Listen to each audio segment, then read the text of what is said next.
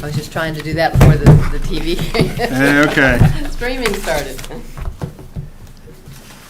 All right. Are we on? She said yes. Okay. All right, let's get started All then. right.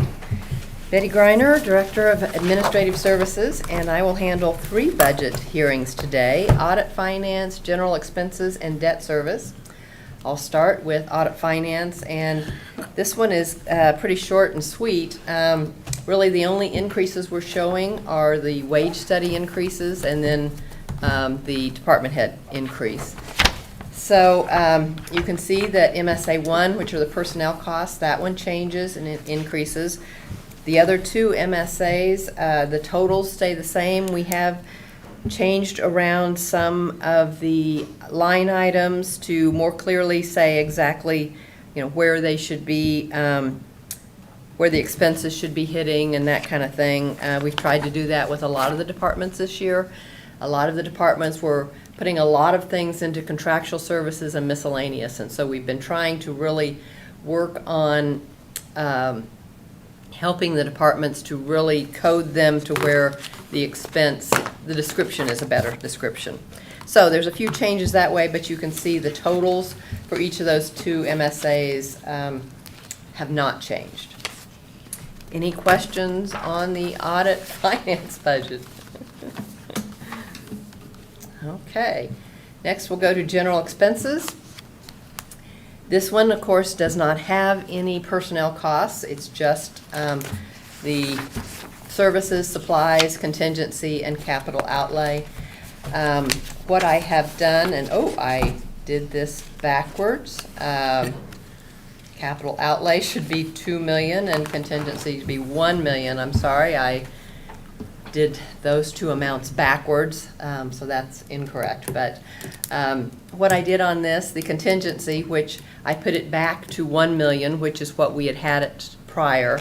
I figured for discussion purposes, that's probably the best place for us to start. And then we can make, you as the commission can make decisions to change that if you so choose. The next one, the capital outlay should be down on the bottom line, the $2 million, and that again is taking it back to the prior amount that we had in prior years. Now there was a year that but 2 years ago we did it at $2.5 million because we used some $500,000 out of reserves. But so again, as a starting point, as a request, I put it at $2 million. The largest increase you see is in MSA 1. Last year we had a 20% increase in the property insurance that hit the general expenses. So based on the trends, I have to allocate for those. And then also looking at the trends for utilities, I've increased for those also. As you know, we will have one more building next year. With the 707 building. So if you have any questions on any of these items, I'll be happy to address them. I'm just not sure that $2 million is going to be enough for capital outlay. With this may be this may be an odd year where we have the ability, due to what we did last year and then with the appraisal valuations, put some more money into the capital outlay. Well, and I can certainly change these request amounts. This is just what I'm bringing to you. And you can either change them at this point and ask me to change them on the request form, or you can wait until we do the actual discussions as part of the meetings, either way. From my ranking of what I had as 1s and 2s on our capital outlay, I had a starting amount of about 3.2, but again, that's where that doesn't mean. But again, those are 1s and 2s of people seemed like they were higher priorities. Is that something, as a commission, you'd like to discuss today and give me a direction? I think right now I'm fine keeping it at $2 million. I think, last year when we used a lot of ARPA dollars to do some things that were on there, that have been on there for a long time, that would have not been funded otherwise. I thought, man, we're really chipping away at this, and it turns out they just came up with more stuff to add on here. Yeah. And so I think the list is gonna keep growing, and if we put $10 million towards it, there'll be another $10 million worth of projects next year. And there was a lot of deferred maintenance that, or not even deferred maintenance, as Nelda would say, is non-existent maintenance. Yeah, Yeah. Yeah, I could leave it at 2. As you said, we can adjust that later. Okay. Okay. So, any other questions on general expenses? Okay, debt service is the last category. And on this is for the debt service of the debt we currently have issued. So you can see that it is going down almost exactly $1 million from 2022. This is a chart that shows how much it will go down, and especially since we are looking at the CIP over 5 years, I think you need to be looking at this debt over 5 years. And so this, for 2023, it's going down almost exactly $1 million. In 2024, it will go down another $1.5 million. Then the next 2 years, it doesn't change much until 2027, and then it goes down another $1 million. And that's just as those issues have been paid off. So those debt issues are falling off. And then this is just a chart that shows that. I have on here on the chart, it says general fund debt service. That's because this is the debt service that is paid out of general fund. Now, there are some other, like the Sherwood Improvement District has some of their own debt, and that's not out of the general fund, so that is not included in this. I did talk with our investment bankers about what interest rates are looking like right now, and what debt service would look like if we did issue debt for 2023. I know we've had discussions about that. What I did was I asked for a $10 million issue and what the debt service would be on that. And the debt service on a $10 million issue was 970-some thousand, 870,000 a year for a 15-year issue, that's what we normally do. And really, the debt service between a 15-year issue and a 20-year issue is not that much different because you're paying that much more interest. So I would really suggest that we stick with a 15-year issue. So anyway, with interest rates, and they did add a little cushion in there for interest rates, but I would think that if we were looking at this, we would probably plan on $900,000 of debt service for $10 million of issued debt. Can you say that again? $900,000 of debt service per year for $10 million of issued debt. So I know that we have $10 million that has been tentatively approved to be issued for Parks and Rec, in a very broad sense of Parks and Rec. If you would want to go ahead with that, I think we should budget for $900,000 in debt service for that for the year. And then we would have to so based on that, in 2024, you would have, easily 15 million that could be issued. And then in 27, you'd have another 10 million that could be issued. But if we wanted to try to keep the debt service within 10% of the total budget, which I think, generally speaking, that's been a goal in the past, to stay within a 10% threshold, more or less. Well, yes, and the total budget is going to be about 120 million. So, right now we would be within that 10%. Because if it's 120 million, 10% would be 12 million. You know, right now, going into it, we're looking at a little over 7 million. So. And I do still think that keeping it within 10% is just sound financial practice. Now, you certainly it can be a lot higher than that by statute, but I just think for good standard financial practice, I think 10% would be advisable. I mean, hypothetically, if it's 900, you might as well say $1 million Mhm. for $10 million worth of debt. Right. Adding up your million plus your 70 million and change, you would be 3,800,000 left out of the 12 million. Mhm. So hypothetically, you could take out even 15 million. Oh, you could, yes. Or 20 million. Yes, you certainly could. And still be This within is the only 10%. showing, yes, this is only showing if you didn't want your debt service expense to increase. Now, it certainly could increase and still stay within that 10%.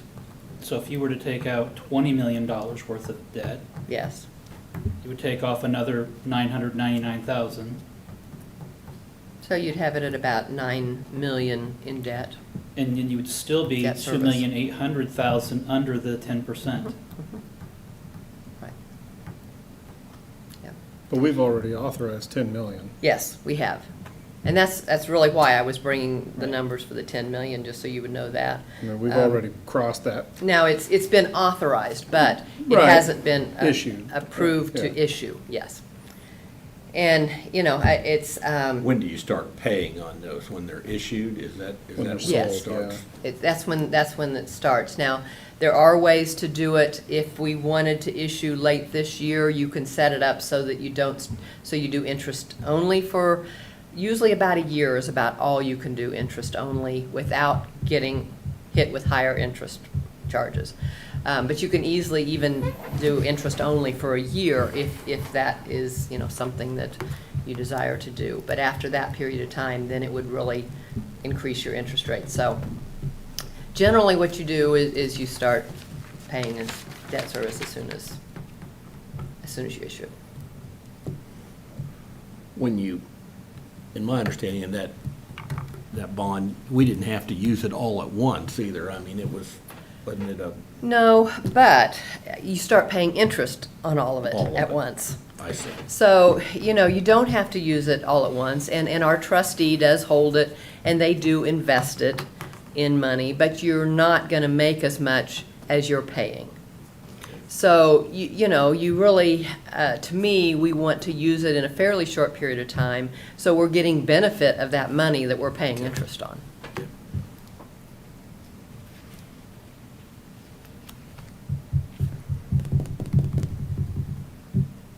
And in fact, by law, you cannot make as much interest as you're paying if we Okay. do, because we have to do an arbitrage calculation, and if so, then you have to pay a penalty to the IRS. Okay, good to know. The IRS. All right. So, any other questions? Would you like me to, in our 2023 budget, would you like me to increase the request of debt service to include some debt service for 2023? Again, would you like to wait and have that part of your discussion? Probably wait, wouldn't you? Do you want to increase it? Yeah, I mean, I think that this is probably the time to issue that $10 million that we've already authorized, simply because interest rates are going up. Yes, they are, And, you know, the money is cheaper now than it will be a year from now. right. Then are we locked into that interest rate then? And Yeah, then you're they're- locked in, yeah, yeah. they're fixed. And I just heard on the news this morning that with the, some of the other economic reports coming in, that they were looking better than they expected. So this may So this may free the Federal Reserve up to raising interest rates again. So anyway, we don't know. I mean, it's the best guess, but I do think this is something, the debt service is something you're going to have to address when you're looking at the 5-year CIP. Because some of those items on there are slated for debt. So this is something, this gives you the information, hopefully, to when we get to those CIP discussions and those that will be financed, to kind of decide, kind of give you a heads up that you can start thinking individually how much debt you might like to issue, what years. I think the two big areas we have for debt are what we've already identified with Parks and Recreation. There's a couple of different projects that Tim's already kind of highlighted and talked about, but then also looking at Brian Cole and the Department of Corrections, and whether it's the front Sallyport book-in area or if it's another men's facility, looking at those two areas. And if we were to look at 20 to or so, in addition to what, 10 million in addition to what we've already authorized. I think, I just added it real quick. Out of what is requested from 2023, that was requested out of COP, it was 27,250,000. Right. But taking out $30 million worth of debt in 1 year Yeah. seems, I would not suggest that. No. But this shows, though, that you can spread it over several years. Yep. and I think that too, we would have to look at, for one department, how many projects can they take on at one time? I mean, it took Parks and Rec several years to work through $3 million. Yes. With their different projects they had in the Yes. hopper. Yeah, that was a lot of projects, so I mean, Yeah, it was- Little things, yeah. But if you had several bigger ones, it would, Right. I think it'd move along a little quicker. It should. Any questions on this? Anything, any additional information you would like? I don't think so, not for me. Nope. Okay. Now, on the CIP, the only item that I have for that are the small item CIP that we usually set aside $100,000 for those departments that have smaller projects that are under the $50,000. I've just slated $100,000 for each year, which is consistent with what we've done in the past.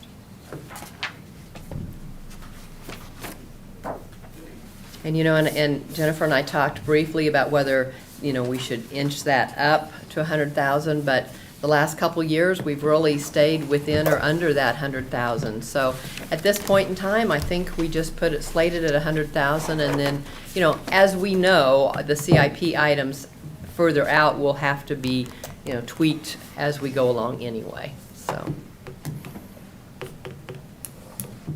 Oh, any questions? It's not. Nope. All right.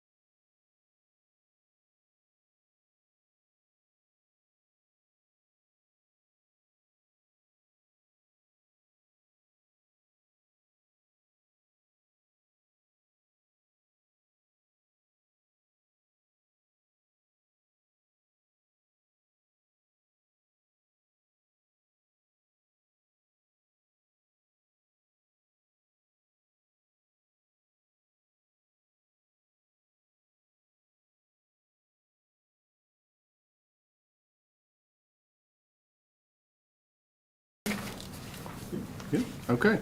Well, good afternoon. I'm R.J. Dake. I'm chairman of the Shawnee County Conservation Board. I have along with me David Dremel, our vice chair, and Wayne Lukert, another member of the board, and Shayla Braun, our district manager.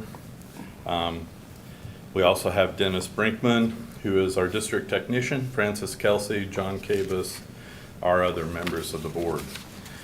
Appreciate very much you being willing to hear us out for efforts to continue our work with Conservation Natural Resources District and promote healthier soils, cleaner water. We serve on the watershed restoration on protection strategy stakeholder teams. On the upper Wakarusa River RAPS is Wayne and Chaley. On the middle Kansas River RAPS, Francis Kelsey and Chaley serve on that board as well. So we feel like we have as much outreach as we do our internal working, and we appreciate the opportunities to further that kind of effort as well.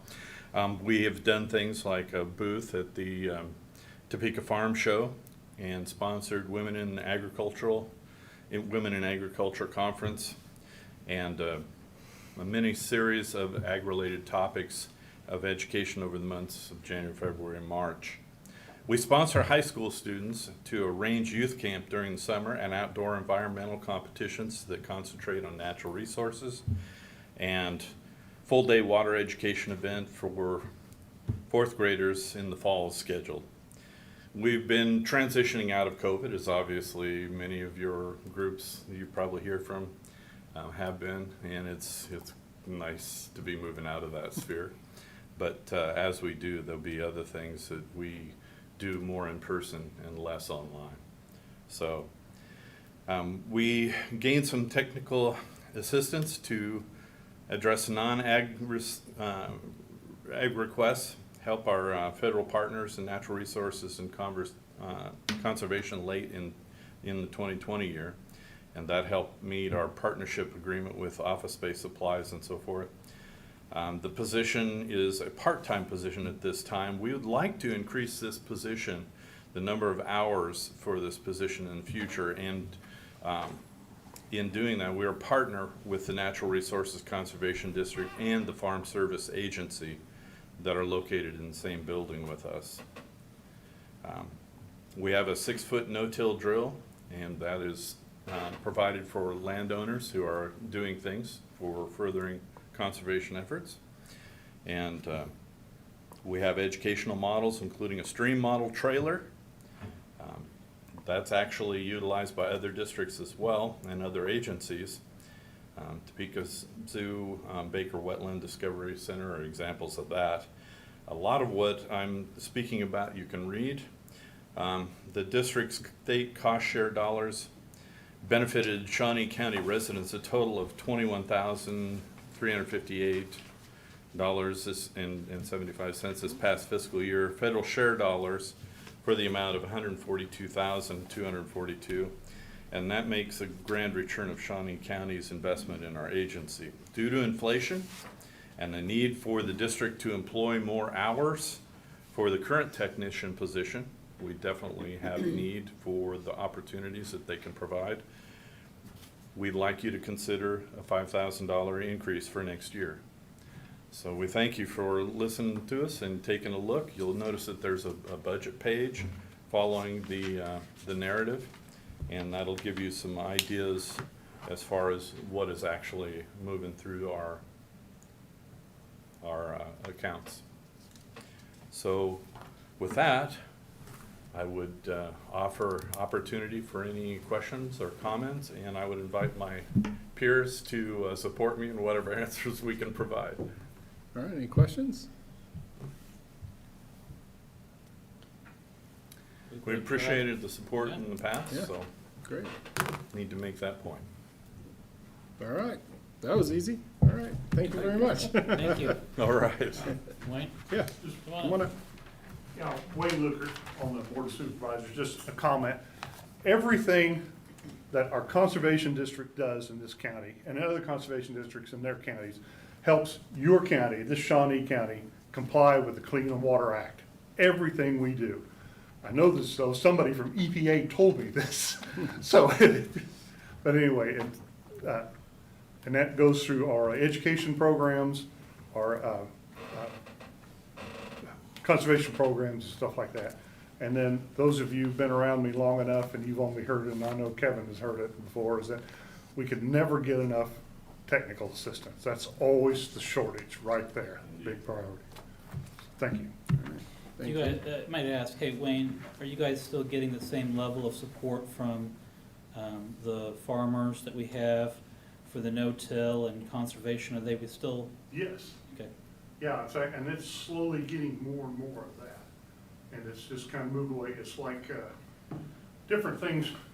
I'm gonna get on my soapbox here a little bit. It's just Please this do. whole no-till thing, but there's other things we're kind of on the edge. We're not on the edge of the no-till stuff and the precision ag, where they can get down to just micromanaging almost whatever you put on per acre, whether pesticides, herbicides, chemicals, or fertilizers, things like that, water, and to be more accurate and not use any more than you have to.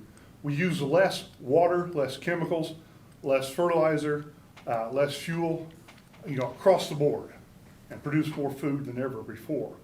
But it still takes those inputs to do that.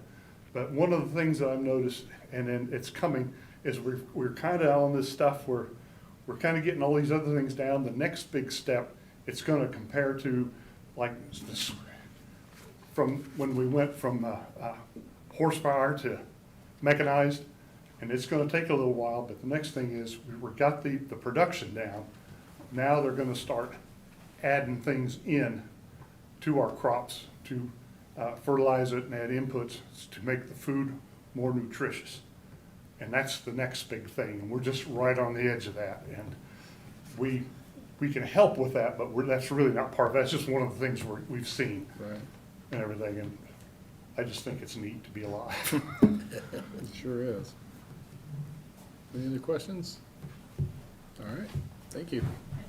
thank you guys. Thank you very much. Thank you all for your time.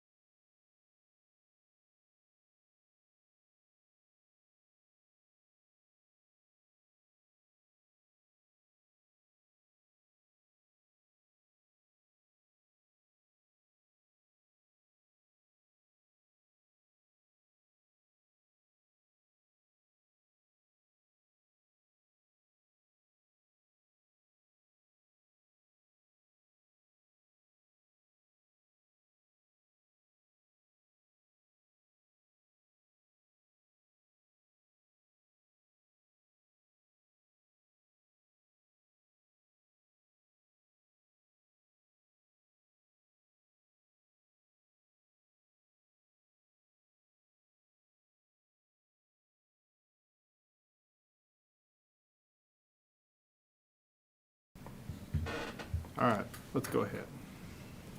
Hello, I'm Joni Fedani, Interim Planning Director for Shawnee County Planning Office, here for our 2023 budget presentation. The Planning Department mission is to provide efficient and quality services to the community, fair and consistent application of the rules and regulations, encourage public participation in our land use process, and provide professional recommendation and solutions. I'm going to skip over the little duties section because I think the specific functions are a little bit better explanation of what we do. In terms of land use planning, there's current and long range. So current planning would be things that you see here on a regular basis, like our conditional use permits, rezonings. Long range is things more like our comprehensive plan, the zoning regulations, bigger planning that helps set out the different zones of the county. A large portion of what we do is issuing permits for building, zoning, floodplain, and other things like the fireworks and haunted houses.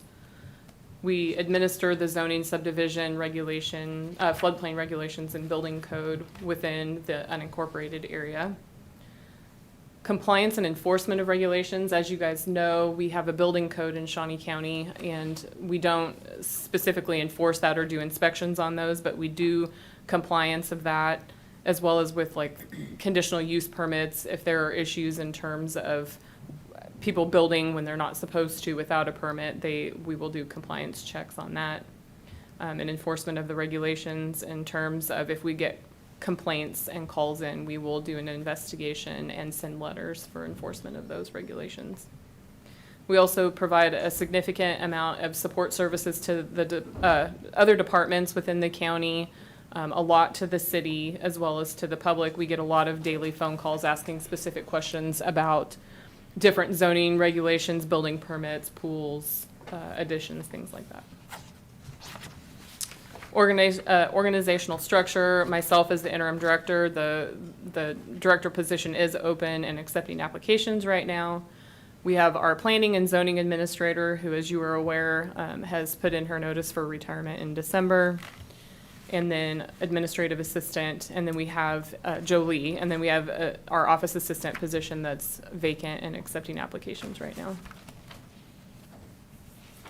In terms of activity for the Planning Commission, what you'll see is that we don't have a high number of activities each year. However, they do take a significant amount of our time. We do several rezoning, conditional use permits, and then plats are typically the ones that you'll see the most often. The Board of Zoning Appeals, our Planning Commission also sits as the Board of Zoning Appeals, and early on in my tenure here with the County Counselor's Office, we would maybe have one or two of those per year. At this stage, we really don't see any each year. The building permit activity is where you'll see a significant amount coming in. The numbers that you see here are the value of the permits that come in, not the money that we bring in, but the actual value of the permits. So say, for instance, a single family residence, they base the permit fee on how much the cost of that residence would be. And so then the total number of permits issued here and the value of those. Revenue generated by type. The Planning Commission this year is on scale to probably meet or exceed what we did last year. 2020 was a little bit slower of a year just due to COVID. We weren't holding hearings. Things got delayed quite a bit. Last year in 21, we saw a significant increase in what was coming in, and then this year we've had cases each month. Again, the permit applications, we saw a significant increase during 21, and I think that we're going to be on schedule to meet or exceed that for this year as well. Fireworks stands have stayed wholly consistent throughout the years. Budget overview in terms of our specific requests. As you can see, a huge portion of our budget is just personnel. That increased just slightly with the wage study. Contractual services went down a few $100s based on, I believe, a car that we used to have with the planning department that was turned over, and the insurance premiums for that were taken out because we don't have a car to insure. And other than that, everything has remained consistent. I don't have anything else. Do you have any questions? Questions? Outside of the 2 open positions, of one of which is the director, 3 open positions, the new position, Jolie, and then the director, or sorry, Anna, and then the director. Are we looking to make any other substantive changes, probably, or wait till a new director comes in? Honestly, we're hoping to wait for a new director to come in to make any changes. The OA2 job is open, and I've contemplated going ahead and interviewing for that position to help get that support position in. The planning and zoning administrator job, we will not put out there until after a new director is hired, so that person can hire that position. They do a significant amount of the work that happens within the planning department. And then Jolie has no intent on leaving at this point. So just the 4 positions. And I don't believe at this stage that increasing the office staff beyond these 4 is necessary until a new director could come in and see if 4 people is appropriate for the job. So the hope then is to have a director hired before Anna would leave. That would be the hope. Yes. And that position's being advertised now? It is being advertised, and there have been a few applicants, and they're planning to start interviewing sooner than later for that job. And otherwise, my intent with what I've been doing as the interim is just to help keep things kind of steady, consistent. I think ultimately for 23, organizing and efficiency is a big key. I would like to see the online portal to accept all of the applications and such online to be implemented sooner than later. And I believe that will eliminate a lot of the walk-in customers that we get. I hope to convert everything to online credit card payments and eliminate cash payments as much as possible and things like that. And I would be more than willing to continue to work with whoever is hired as the director to help implement those procedures. Good. Great. Appreciate it. Thank you very much.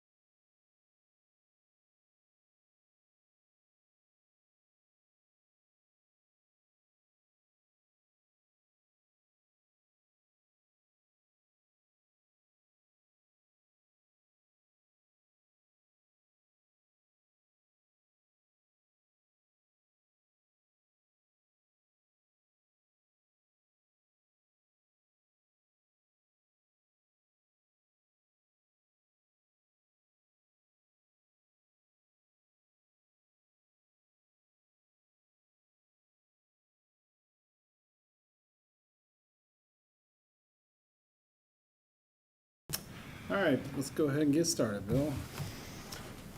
Good afternoon, Commissioners. Bill Sutton, Shawnee County Solid Waste. I'll be presenting a budget presentation for the Solid Waste Department, and then as well as the Keep America Beautiful Shawnee County chapter at the end of my presentation. So let's go ahead and get started. Mission statement for the Shawnee County Solid Waste Department is to provide the customers of the Shawnee County Solid Waste with a cost-effective, efficient collection of all solid waste material, both trash and recycling, and to maintain its customer base with as many Shawnee County residents as businesses as possible. In doing so, Shawnee County Solid Waste strives to protect the health and well-being of the public by providing this service to Shawnee County. This year, I tweaked it a little bit. I don't know if you remember my outstanding mission statement last year, but it was to gain as many customers as possible. I feel that the department is not in the business to gain customers. We provide the service to the county. If they want to come to us, that's fine. But I think our mission at the department is to maintain its customer base by providing that service to our customers. Within the county, just to give you a little bit of background,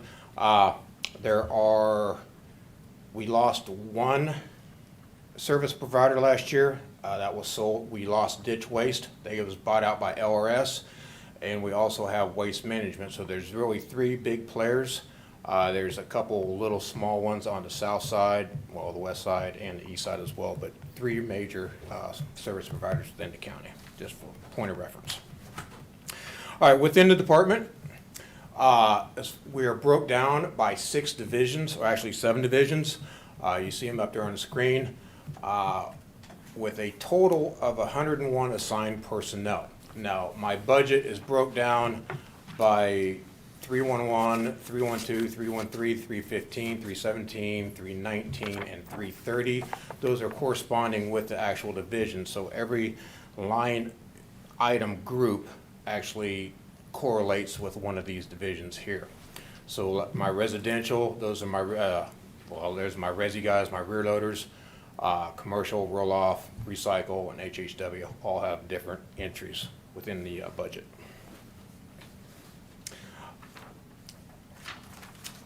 Fleet, I am in, again, I pick up waste and recycling, and to do so, I need a good fleet. I currently have 62 vehicles. That's what I have right now, and I'm awaiting delivery of 10 vehicles. Those were purchased both in 2021 and 2022. I still have some outliers from 2021, just with the supply chain disruption that is affecting everybody in this country. And as you can see, I got a significant amount of rear load. That's just where I'm at in the cycle of my capital improvement plan. This is kind of the rear load cycle. So, and as you'll see, I am anticipating more rear loads this year, if approved.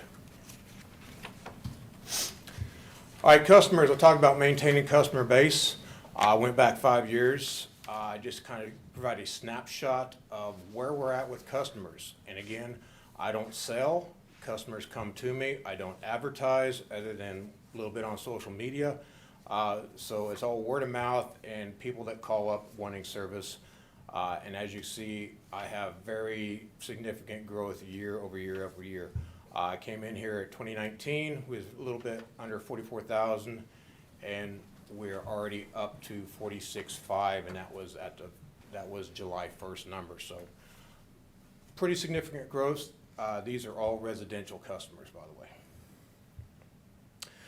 Talk about revenue. So we are, as the commissioners are aware, we are an enterprise fund. I'll reiterate what that means is we receive no taxpayer assistance financially within the department. All of our revenue is user fee funded.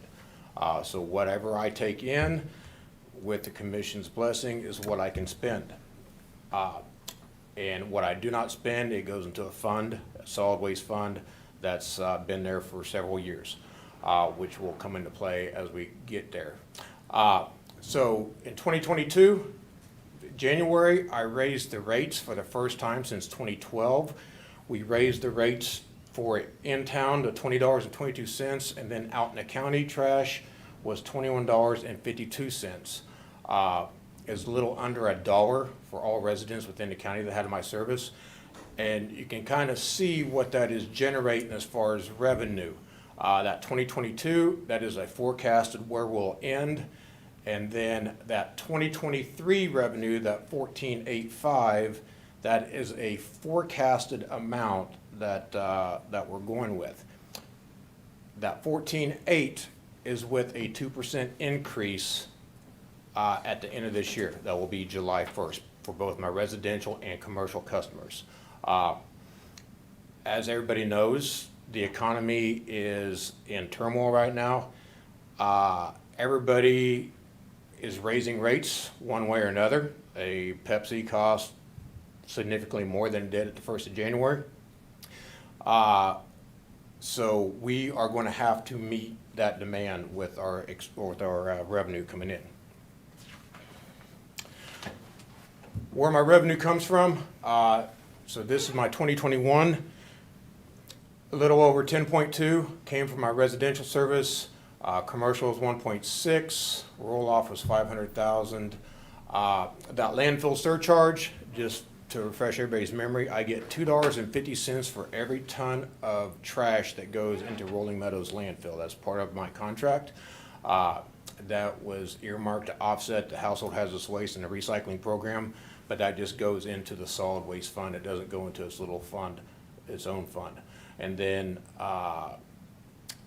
you have special pickups, and then one of the miscellaneous categories, that $83,886, that is recycling money that we actually got back from Waste Management last year. For the first time since, I believe, 2018, we actually started getting money back for recycling. The market kind of took a good turn. So that's my revenue. 5-year capital plan, like I was talking about, we're kind of in that rear loader. We're coming out of it. So in 2023, looking at getting 7 rear loaders and 1 supervisor truck. If I can get a supervisor truck, as you know, pickups are in short supply. I have I was budgeted for one this year. It does not look like I'll be able to get that one unless I can pull out Hail Mary. And we'll just roll that till next year. And then you can see 2024 all the way out to 2027. So I'm right around all the way from 1.1 all the way up to 1.4 next year. And we can, hopefully this stays true, but we do have a little bit of flexibility. We can move vehicles to the left or to the right a little bit just to try to even out that number there, but we don't like doing that. All right, what is a significant driver of this year's budget? Diesel price. This is 2021 and 2022 in comparison, going all the way back to January 1st. There is already almost a 75-cent increase starting the year, and then the big spike in middle of March was the Russian invasion, and then it just went into chaos from there. We experienced higher than $5 a gallon through our contract with CCO, and we're still experiencing 20-cent per day increases or decreases. So it's kind of hard to really budget when you're seeing that kind of flux or turmoil in your expenses. We went from paying $10,000 a week invoice all the way up to $27,000 a week in invoice. So it's just, this is severely impacting, and because of this, I had to actually forecast into 2023, you know, I have to take this in consideration with the budget. So that's where a huge part of my budget came in at. All right, so budget, you kind of see where we're at the last 5 years. Last year was 15.3, and this year I am looking to increase that by about 500,000, which would be 15,878, which would come in right at 3.46% increase. The major drivers for that increase, like we talked about, contractual services, an increase of $407,000. That is working with Kurt about the old landfill, some of the stuff we might have to do out there. My waste management disposal fee increase, that's an automatic 2% every year. And then my routeware fees, which are about $40,000 to $50,000 a year. Wages, a total wage increase of $677,000 is what we're looking at. And then an increase of $500,000 just in diesel alone. With this budget, we have looked and we have absolutely cut to the bone this is probably the truest budget you guys will see this budget period. There is no meat left on the bone. There's no sandbagging. So if I can make this work, I'll be a hero. If I can't make it work, you'll be talking about me in a couple years. All right. That was my rates that we raised them to. And we might have to, again, that was right at a little over $1, and we'll probably be doing that again in January. All right, with Keep America Beautiful, in case you guys were not aware, Felicia McKee, she retired last year after 16 years of Keep America Beautiful. She retired. There is a new executive director that was hired, and how this comes into play is Shawnee County Solid Waste, we provide $55,000 to Keep America Beautiful as their operating funds. It's a line item both in my recycling and in my household hazardous waste line. It's a total of $55,000. That's their operating funds. They hired an executive director who was off and running this year, and due to an unforeseen medical condition, she had to retire or resign. So right now, Keep America Beautiful, working with Mary Thomas, which you gentlemen know, we're picking up the pieces of that, and we're redefining the executive director position. It's not posted yet, but we're working with that with Marcia Steinbach and Paul Hadke, so we're just trying to clean that up before we post it out there. But Keep America Beautiful will still be going, and it is our intent to provide the service for the county. Their mission is, Keep America Beautiful Shawnee County, is to provide programs to promote and encourage volunteerism in our core focus areas of litter reduction, recycling, and beautification.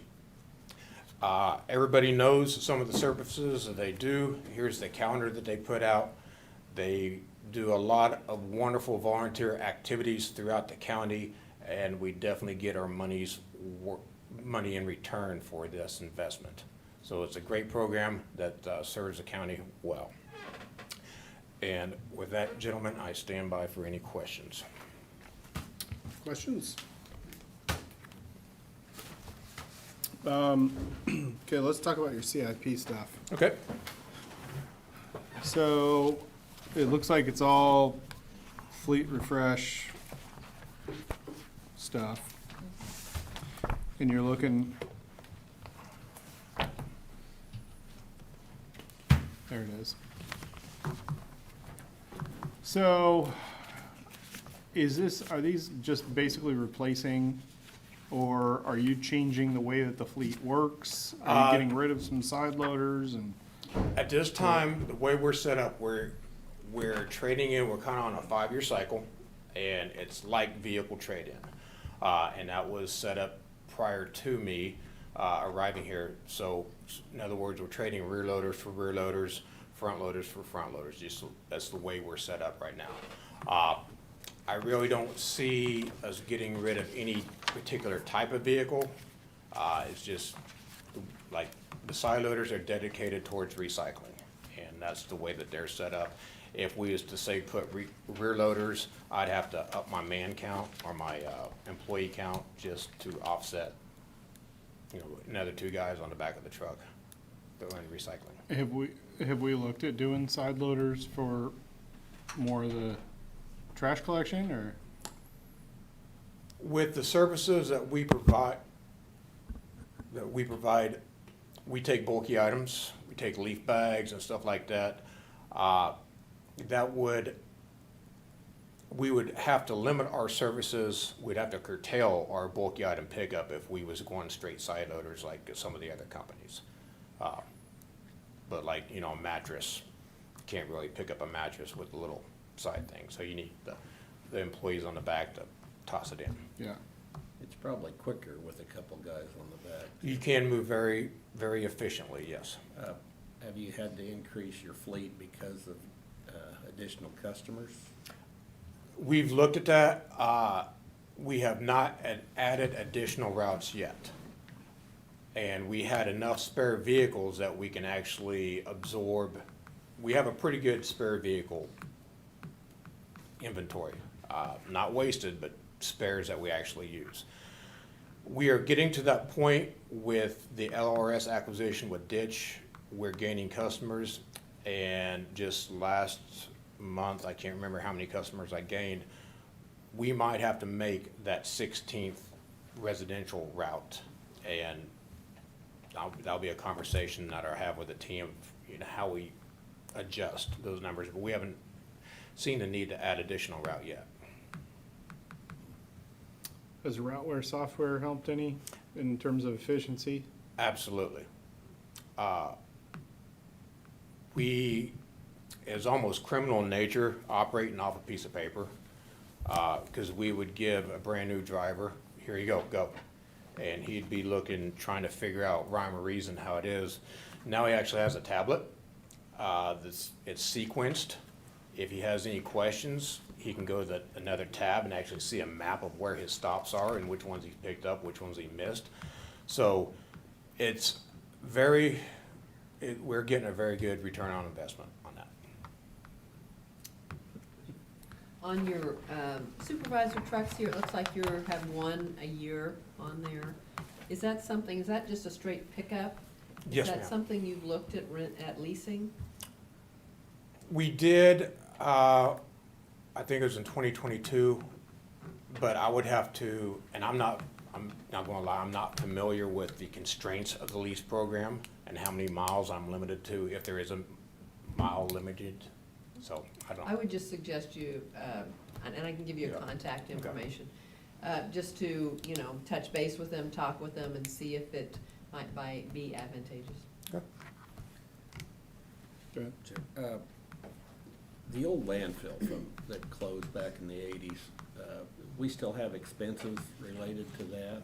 We have monitoring expenses until the state just totally does, eliminates that monitoring, which they have not done so yet. We have, how much monitoring we have to do with them? Quarterly, landfill, gas? The old landfill. Oh, it depends.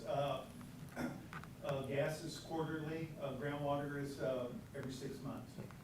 And we just do that forever? Is that, It looks like it until the KDHE signs off on the sounds like facility. forever? Lets us off the hook. Okay. I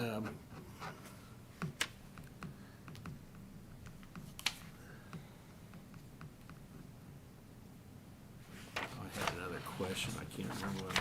Go ahead. So Bill, the commercial rates changed pretty significantly a while back. Yes. I know we were practically giving it away prior to that. Has that impacted your usage on the commercial side at all? We have not lost any customers on the commercial side. We thought there would be a exodus of customers, but that we've actually gained quite a bit of customers. Our competition, and again, it's not really our competition, but who we compete for with services, their rates are significantly higher than ours, and we are limited by our inventory of containers. You probably remember a couple months ago, I went out and bought some dumpster containers. We just got them in at the end of June, and they're already allocated out. So we have a waiting list pretty much for our commercial customers in that regard. So with that, I know that there are different ways that you can do commercial service. Is there once a week, 3 times a week, 5 times a week? Is there one model that works particularly better for you? Not really right now, because we were running 3 routes, 3 commercial trash routes. We added another route this year, because we was running with 2, and we had significant overtime with those 2 drivers, commission allowed me to hire that third role, or that commercial driver. By doing that, that eliminated my overtime and kind of really made me more efficient, because I was going from literally Auburn to Rossville in a single day, and it made no sense. But to answer your question, it's basically the needs of the customers. If I have a container and I only need it picked up once, we kind of fit him in where it makes sense. Do we do a Monday pickup or Friday pickup? We try to balance that pickup out. But if he wants 3 days a week, obviously that's Monday, Wednesday, Friday, we have no choice. Well, I guess what I'm getting at is that if we have a waiting list for commercial, bins or whatever, are we putting one group as a priority over another? Or is it just first come, first serve? It's pretty much no first matter come, how much yeah. you want to? It's pretty much first come, first serve. Okay, Yeah. I remember well. good. Go for it. How's our safety record? Are we having less incidents than we? Last year, and it's not, I'm doing this off the top of my head, and I've slept since then, so please forgive me. We had a significant decrease in both accidents and injuries. We finished 2021 very well. It was, I want to say, it was a 70% reduction in both accidents and injuries. This year, injuries we're doing pretty well on, but we're having, with our new hired drivers, and we're looking at, so I'll pause right there. Our training program, we're definitely relooking our training program and seeing what we can do better. But the accidents that we're having this year are pretty much our new drivers. That's less than 6 months within the county. So that's what we have to work on. Good to know. That's all I have. All right. That's all I got too. Betty, you, Jennifer, any questions? Okay. Great. Thanks, Bill. Notice I did not wear a Washburn tie or. Should have. I see a hint of purple, I think, in that. That's in it. Washburn blue. Oh, is it? But I wasn't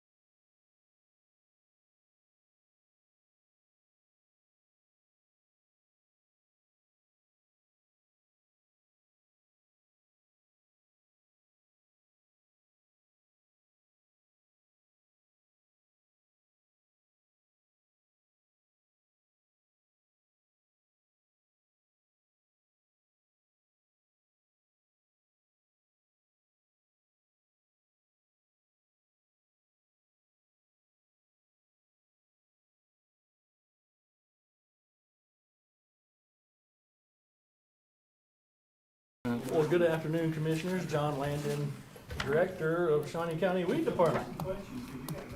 Get all set up here and we'll get going here. All righty. First slide I wanted to show you is just department challenges. Really not much on there. I wanted to put them on there just to talk about them for a few minutes. Personnel's kind of a little bit of a challenge for us, even though we did hire a full-time applicator last year. We still kind of run shorthanded, you know, when summer's your busy months, it's really, really busy, and then you move into winter. So additional workload, just so everybody knows, we took on approximately 1,400 acres of KDOT in the city of Topeka for noxious weed control.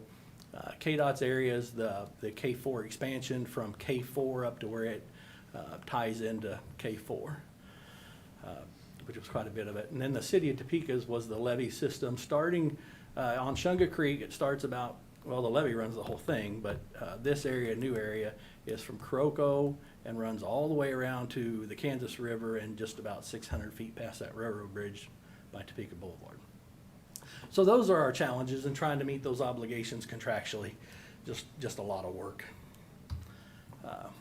Budget at a glance, guys, I got one slide on my budget here. You know, and there's no point of explaining it to you. Everybody's already explained it to you 100 times before me. Utilities, contractual stuff, fuel, all increases, you know, make you pull your hair out, but what do you do? So I'm sure you've had a chance to look over my my budget, and be happy to answer any questions you might have over it. Those challenges you had on your first slide, we're contracted to do those areas. That's in addition to what we had Yes, sir. previously, the year Yes, before? sir. Okay. Yes, sir.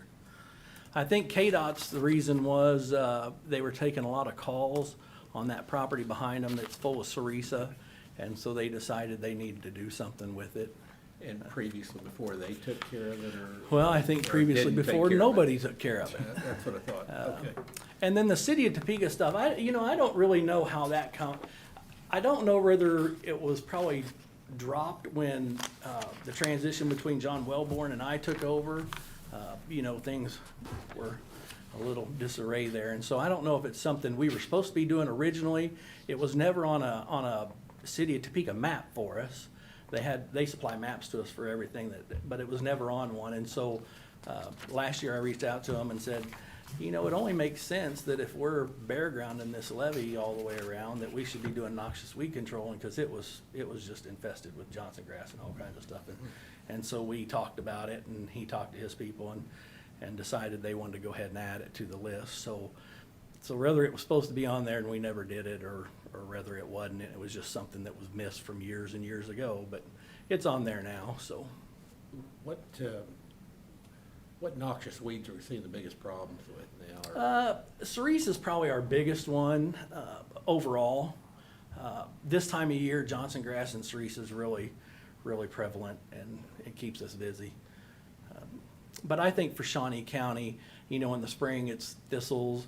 Bindweed is just bindweed, guys. I mean, it's everywhere. You can spray bindweed till you're blue in the face and never really get ahead of the ball game. So, but I think the main one we have in Shawnee County right now is cerisa. It's a real battle. What about that old world blue stem, or is it? Yeah, old world blue stem is, it's still out there. State has no way to control it. They've got nothing in the horizon that no chemicals, no nothing. It's to bare ground at all is the result in treating it, and that's not good for anybody with erosion control. So the state has got KDOT to move up their timing a little bit on those right-of-ways to try to stop spreading the seed. But, for us, when you look at old world blue stem, it starts at, well, you can set at Valencia Road Bridge on I-70 and look back to the east, and it's nothing but old world blue stem in the median. So. You get involved in any of this honeysuckle? Right. We get questions about honeysuckle all the time. We've got a couple test plots out on honeysuckle right now to see difference in timing and stuff. So the states is Roundup late in the fall after the grass has gone dormant, and we've got some that we're trying with triclopyr and a little bit of escort to see what it does. With the supply chain being kind of questionable, you having any trouble getting chemicals in, or? We are, since we changed the purchasing policy for me, we picked up a new vendor as well. It's been great. It's a small, they're not a small company, but they were a company out of Missouri that's branched over into the Kansas side, Missouri Farmers Association. And man, since they come along, they've been a blessing. I think them not being in Kansas that long, they were kind of hidden, nobody knew.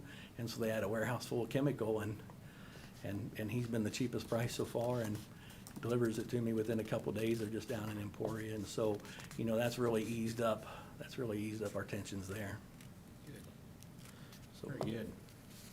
been a huge blessing to add them on, so.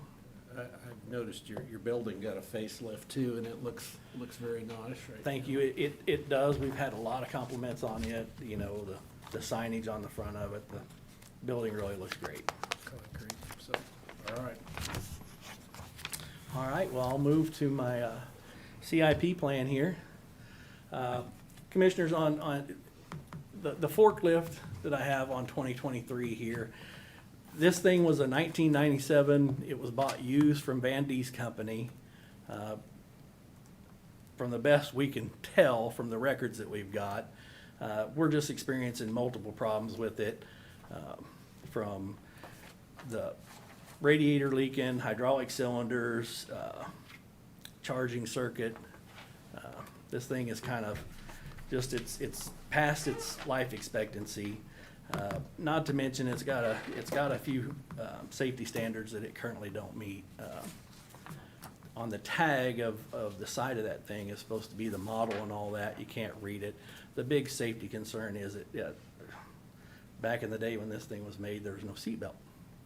And so there's no seat belt on it to hold you in. So I just took a few snapshot pictures of the thing.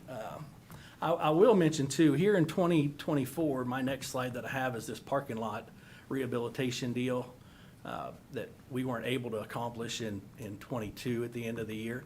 But with the new forklift, and I've got a picture of a new model in here, the height clearance on it is much taller than this old girl right here. And so we might be able to get away from the parking lot replacement with a new forklift.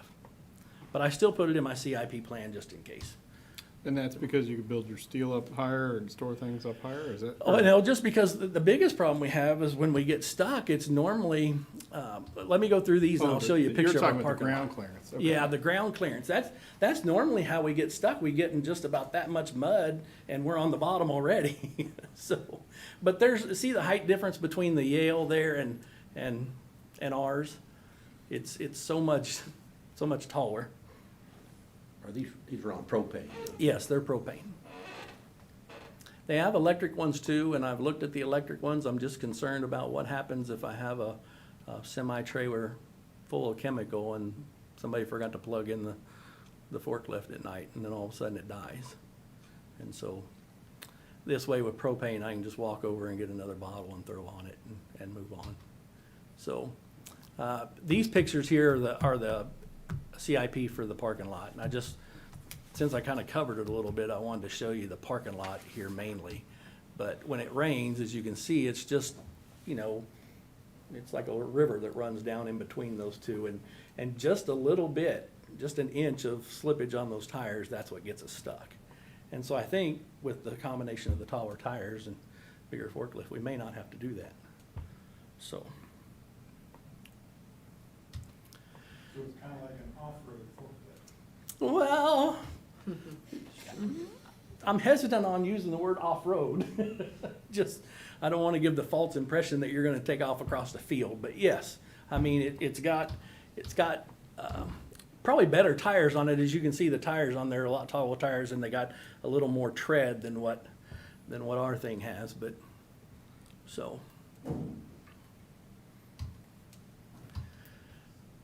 So I guess I'll just skip over the parking lot deal, you kind of know what I'm talking about there. CIP plan for 24 through 27. I'd like to do some kind of either expansion at the weed department building or new construction of a new weed department.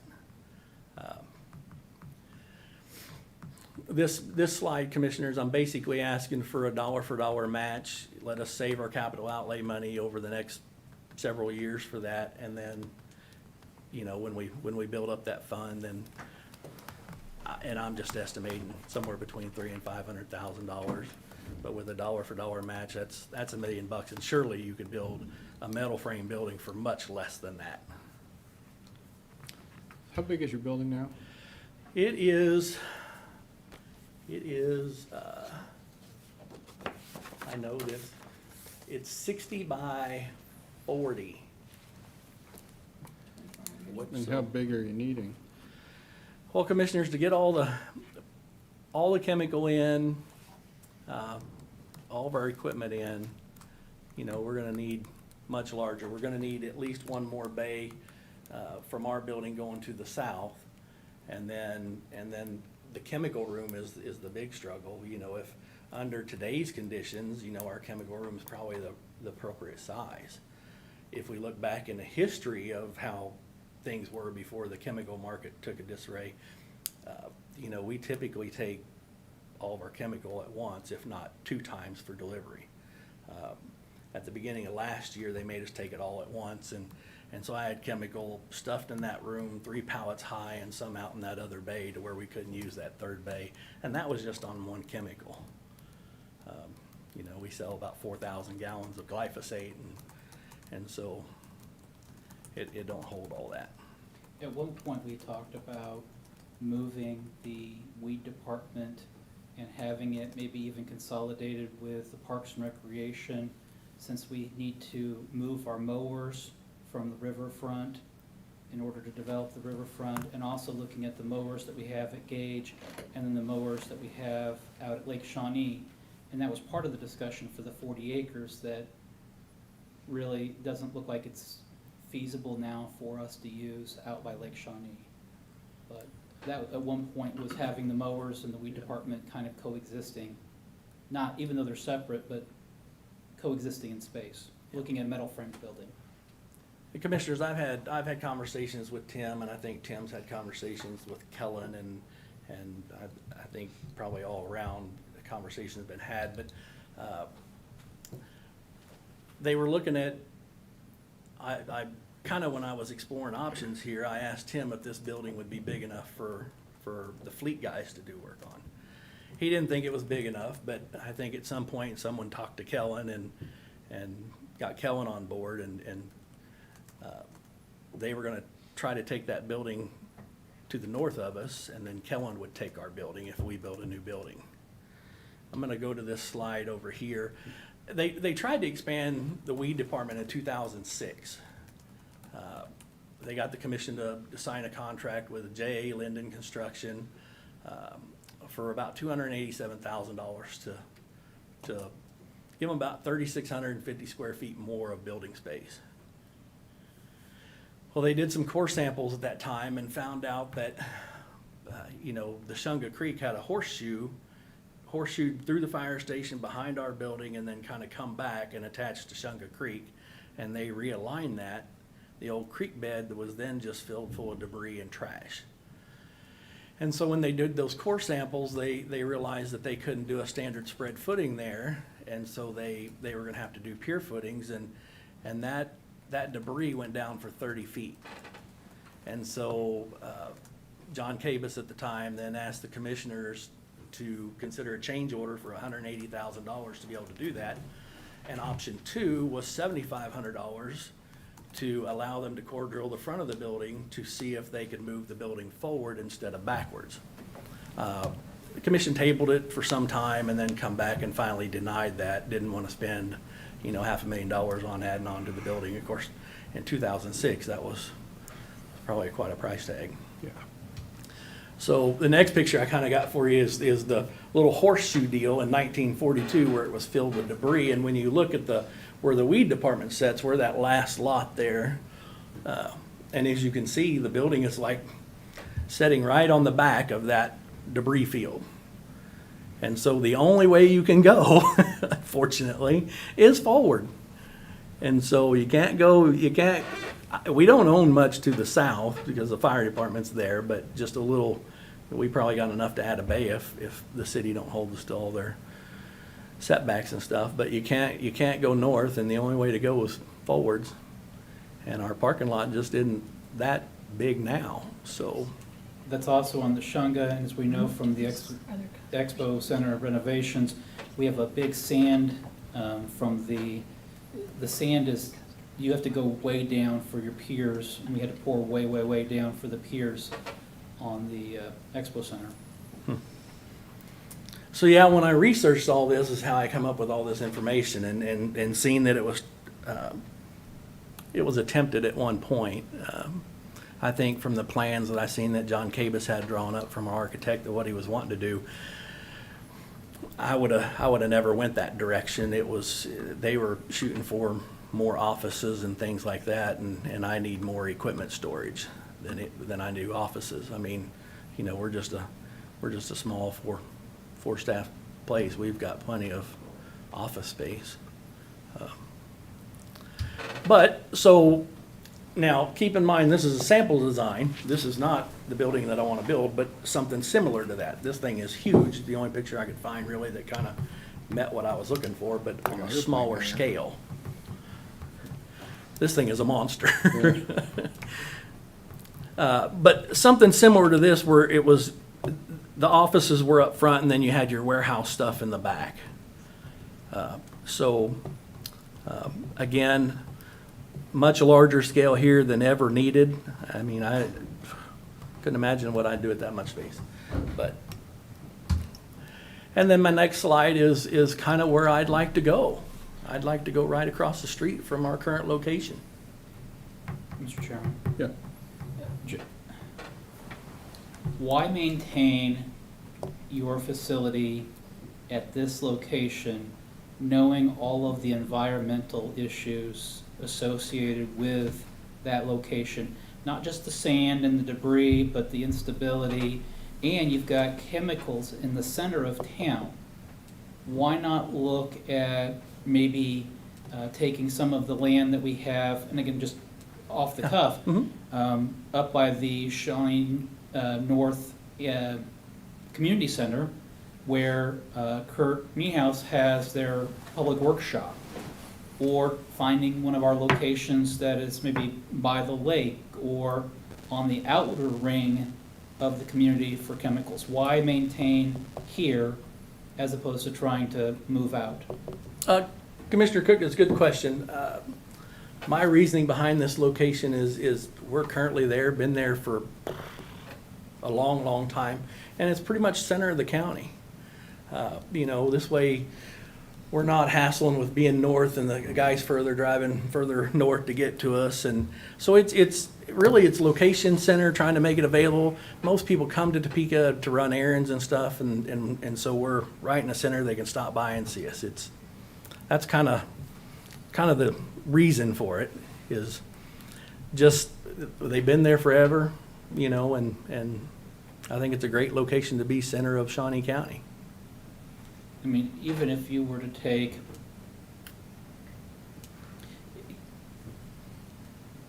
how much, I mean, when you have people that are coming in, are they coming in with big trucks or just personal vehicles? Well, so the only big trucks that we get are just semis for our deliveries. That's the only big trucks we get. Everybody else is personal vehicles, you know, pickups, pulling a sprayer or something, or trailers that they've got equipment on. So just our deliveries is the only actual big trucks that we see. Why not look at adding on to the Shawnee North Annex? That had been brought up, and again, it wasn't, I didn't just kick that idea out. It was just, this is just all spitballing and thinking here, and You know, for me, it was about location, but I'd be happy to entertain the fact of anywhere. I mean, I'm not familiar with all the properties that we own in Shawnee County, and so, I like the idea of Centertown, not knocking it, there's just so many environmental issues with that location between the debris and the sand. Right. That it's gonna increase your cost of construction to where we would be able to build something at or larger for a lesser cost. okay. Well, I'd definitely look at other areas. You know, it's convenient for us now. I love it because we're just right a few doors down from the extension office, because most time they come in to see us and then go down to the extension office or vice versa. And so, you know, that was part of my reasoning for keeping it there. But I'd be open for suggestions on anywhere to take a look at. But conversations have also been had with Tim about doing something mutually together, about maybe doing half a building for us and a half a building for the repair shops. Again, they're just all conversations that we've had. Nothing's dead set in stone. That's why I couldn't, you know, even get you close on a price. But this is just a long-term plan of mine that I'd like to see us, you know, put on the calendar to work toward.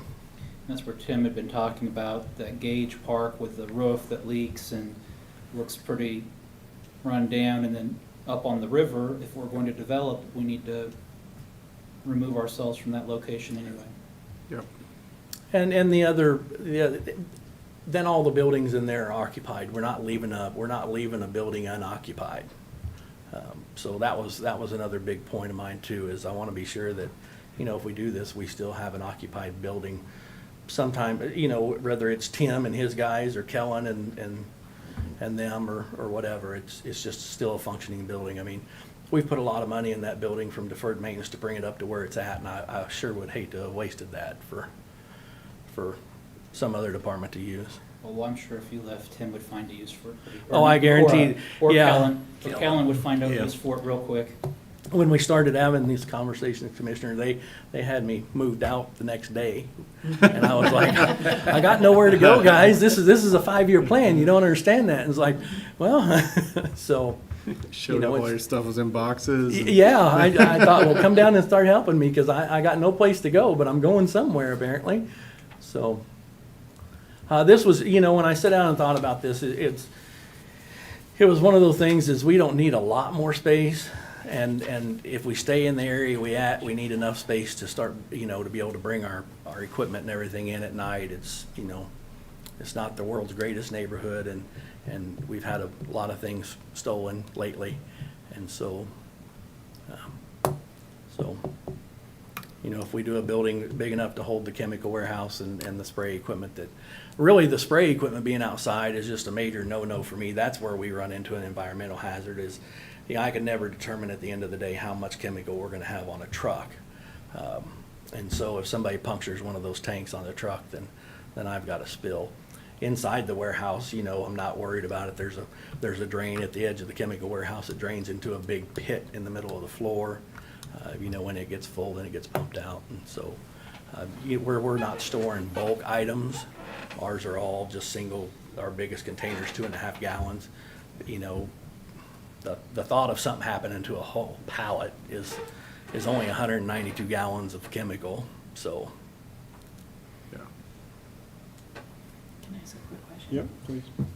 John, I just want to make sure your parking lot rehab and your forklift replacement, those you both intended to be the county's capital outlay fund instead of yours, Yes, ma'am. correct? Okay, Yes. thank you. And can you explain why? Well, Especially on the forklift? especially what? On the forklift? Especially on the forklift. Because that's equipment, that's why I'm asking. Yeah, we just did it simply, Betty, because, you know, our capital outlay fund is sitting somewhere around $120,000-ish, and so it would dip down to 50. And my big concern with that is our leases for our equipment is not budgeted, and so they come out of our capital outlay every year. And so when you look at our leases for the year, that's $30,000. And so, you know, if something was to happen and we don't have a large capital rollover, then I would have enough to pay for those leases for a year. And so when I look through it long-term, you know, I'd like to at least keep that capital up to about, you know, 3 years, so right around the $100,000 mark in case we had a bad year and didn't roll over very much. So, you know, so as my third year, last year was an outstanding year for us, but those previous two, you know, were kind of horrendous. And so looking forward, I want to keep it somewhere right in there. And that's the reason why. Any other questions? All right, thank you. You're very welcome.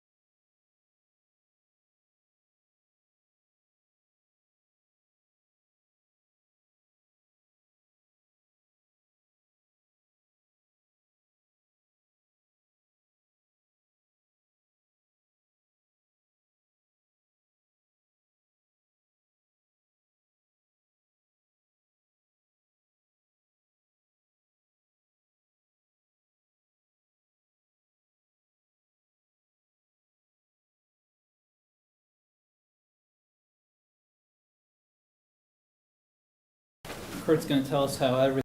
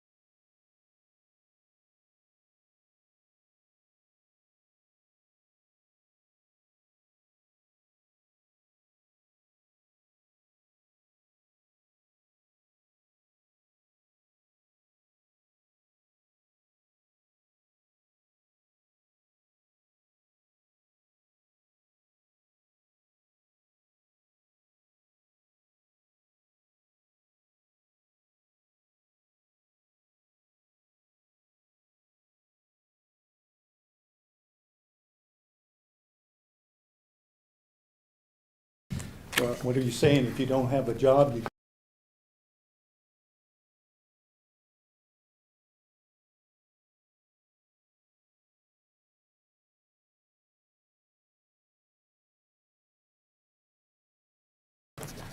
All right. Yeah, thank you for allowing me to come forward here and describe our budget for 2023, our proposed budget. The topics I'm going to talk about briefly, because I've got a half hour. I'm going to talk about just the general budget, then I'm going to go into CIP projects, and then I'm going to talk about what I think our department goals are for 2023. I'm going to talk about some situations where should additional funds become available, and then ongoing concerns. And I hope to take your questions. I look forward to them. Just right now, my presentation's not going to be real fancy, but I hope it gets the information across to you in a way that's easily understandable. At this point in time, up until I received an email a few minutes ago, I guess our salary budget was $5,389,510. It shows probably $6,462 higher than the paperwork you may have already received, and that is because we had an office manager position in Public Works that after the end of the salary study, I guess the county decided to raise those wages for that position. And then I just received an email that I guess our salary budget has been updated for my budget, or my salary. Is that correct? 22s. That was for 22. Oh, that was for 22. Okay, so Second. this number should be okay except for the 64, Absolutely. 62. Okay, Yes. great. And then, which we'll talk about some more, commodities and services, $4,393,566. That hasn't changed in the last few years. So I am submitting what I think is a flat budget. We'll see. And here's the details. In 2022, again, $4,393,566. We're requesting some money for interfund out, which is kind of a retirement fund, as I understand it. We're going to fund that at 80% of projected need as per audit finance. The numbers in green are the changes between 22 and 23. You add those all up, the differences, and I come up with the same number as I had in 2022. And if my understanding of what a flat budget is, I am submitting a flat budget. Now, yes, The Betty? difference I would make is that we are actually funding 75% of the retirement. Okay. But other than that, I agree with everything you've said. Okay, so in the note down below, it should be 75 rather than 80, and I think the number does reflect the 75%. Then over on the right is some line items that I'm sure you're interested in. Why the big changes? Well, let's start from the top. Natural gas, I think that's pretty clear. I mean, we've seen increases, significant increases in the cost of gas, water, sewer. Allocations, that's the number that I anticipate turning over and into special machinery, special bridge, special highway. I'm upping that by 50,000. I'm trying to get closer to what the real numbers are, but it takes some time and courage to do that. Repairs and servicing, we've seen a significant increase in repairs and servicing. Again, that's because material costs, parts. It's hard to get parts. They've increased in price. Contractual services, as I've talked about in our commission meetings, I'm hiring more design and construction services for road maintenance because of the shortage in staff that I have. So I'm taking that salary money and basically turning that into construction or contract money. Steel prices are way up. That's why the change from 10 to 25,000. Signs, they're made of aluminum, 5 to 20,000. These are all based on what I see as trends over the last 4 or 5 years. Road oil, huge increase, over $100,000. We've seen a significant increase in road oil. You'll see some more information about that in a little bit.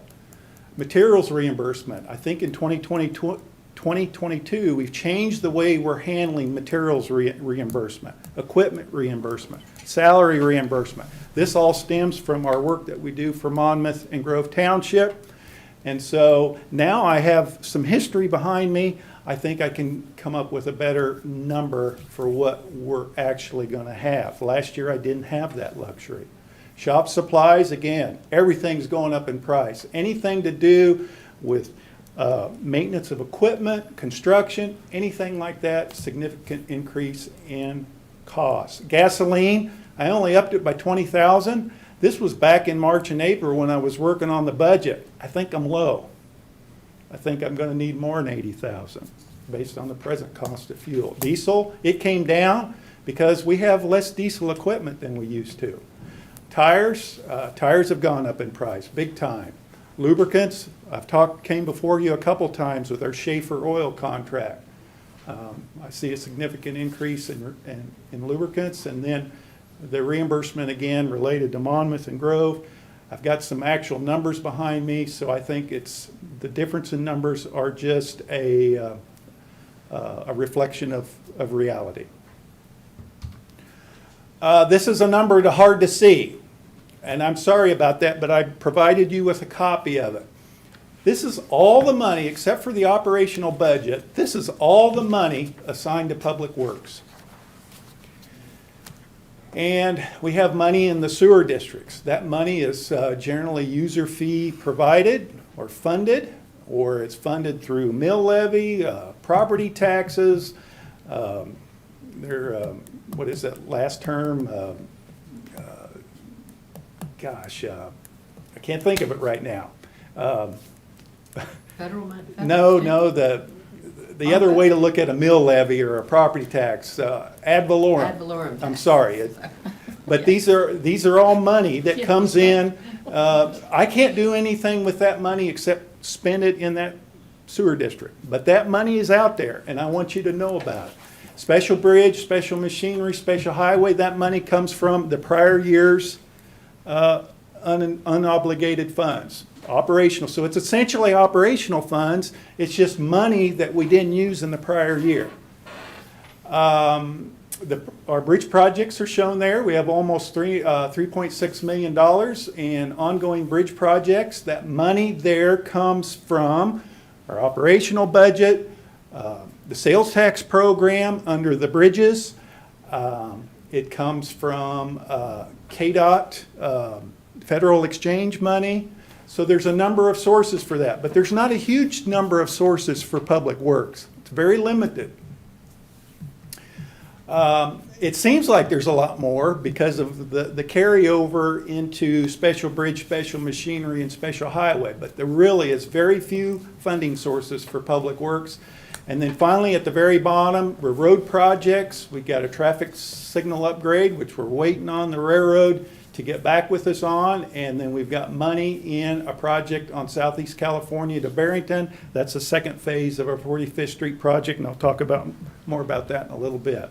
2023, we want to buy a dump truck. We want to buy 2 mowers, 4 skid steers, 2 flex wing mowers, 2 pickups, total of $681,000. I'm here before you requesting to use $300,000 in capital outlay and pay for the rest in special machinery.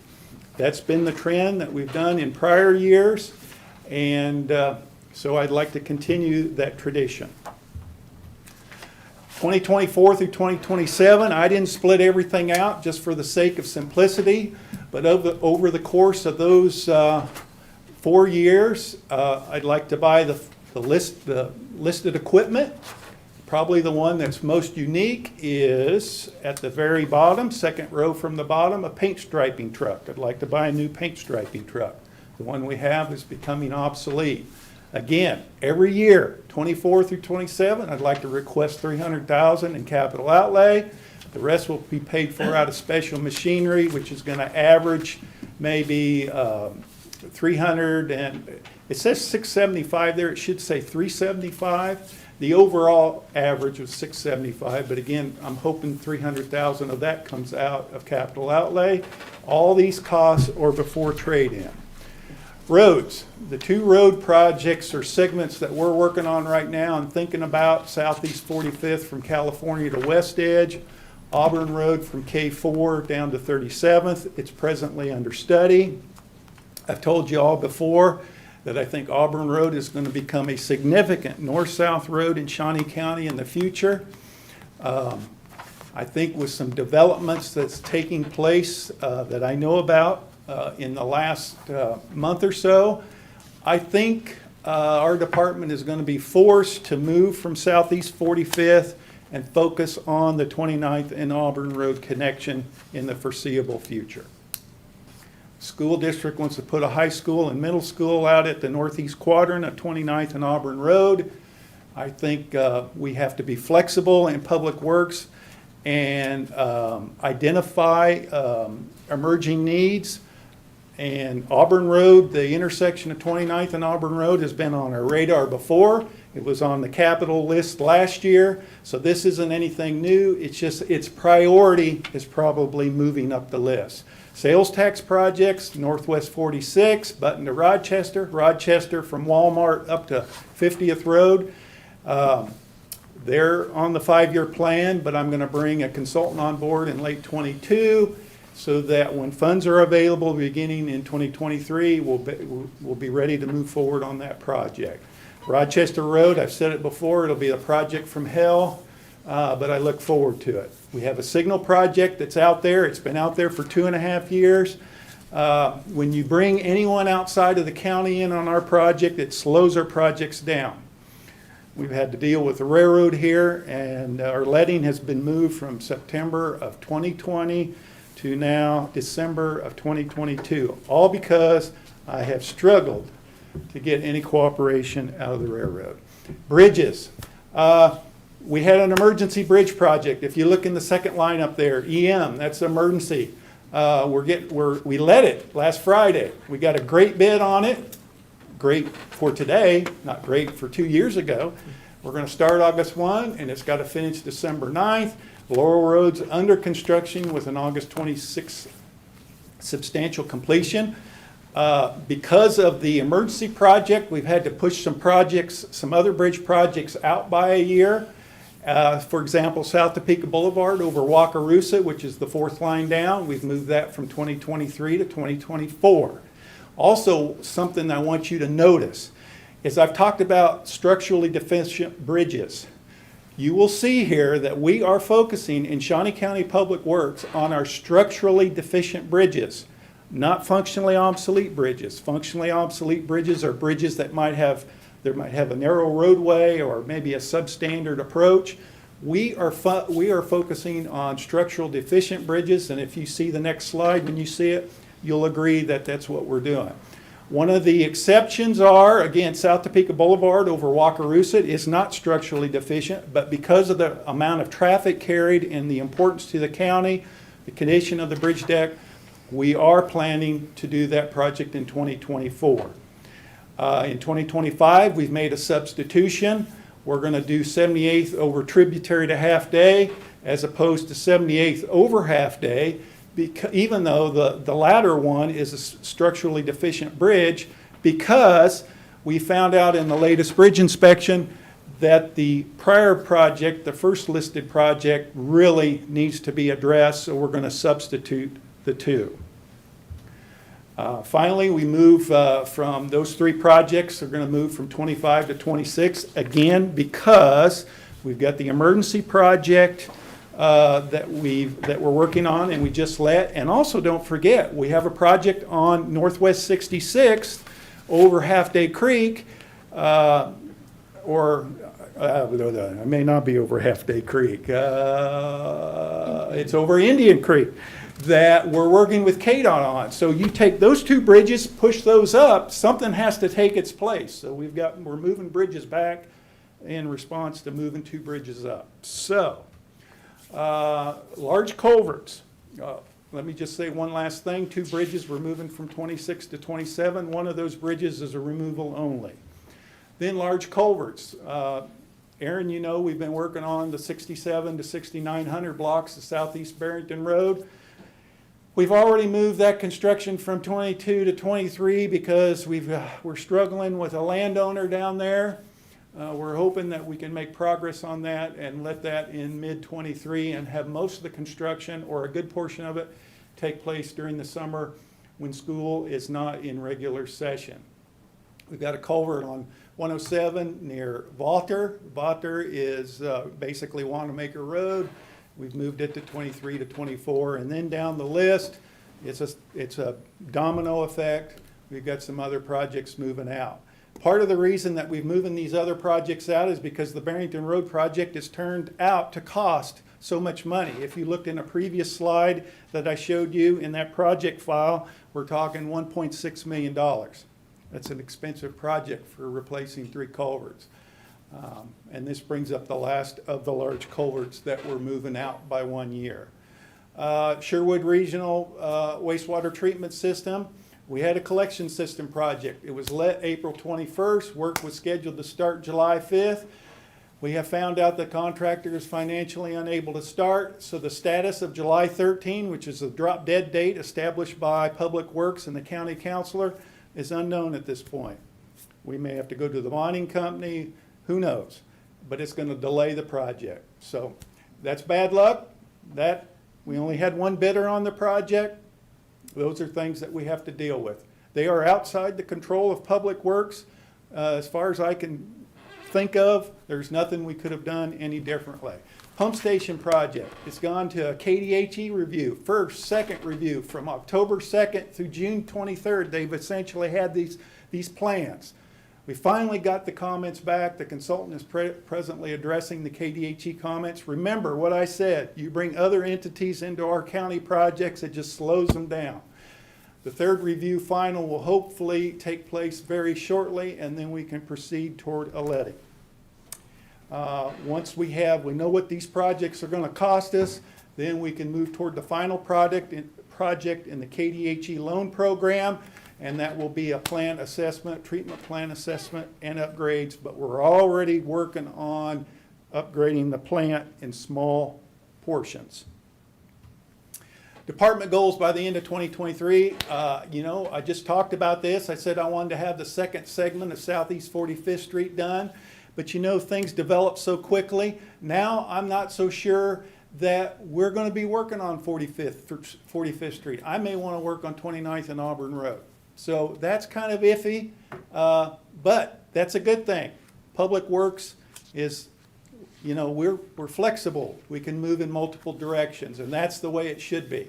I'd like to have plans ready for our South Topeka Bridge over the Wakarusa, have those ready for bid letting, as well as I hope to have the project complete, our signal project on South Topeka Boulevard. I don't know how much longer this can be strung out.